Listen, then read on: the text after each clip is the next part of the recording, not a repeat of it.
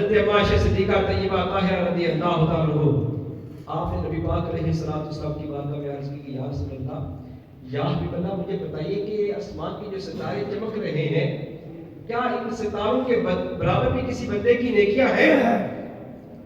یا رسول اللہ، اس آسمان کے جتنے بھی ستارے چمک رہے ہیں، کیا ان ستاروں کے برابر کسی بندے کی نیکیاں ہیں؟ نبی پاک علیہ السلام نے ارشاد فرمایا کہ میرا عمر ایسا ہے کہ میرے عمر کی نیکیاں جو ہیں وہ آسمان کے ستاروں کے برابر ہیں۔ میرے عمر کی نیکیاں آسمان کے ستاروں کے برابر ہیں۔ سیدہ عائشہ صدیقہ رضی اللہ عنہا خاموش ہو گئی۔ نبی پاک علیہ السلام نے پوچھا کہ خاموش کیوں ہو گئی؟ عرض کرتی ہے کہ یا رسول اللہ، میں نے سوچا کہ آپ میرے والد کا نام لیں گے۔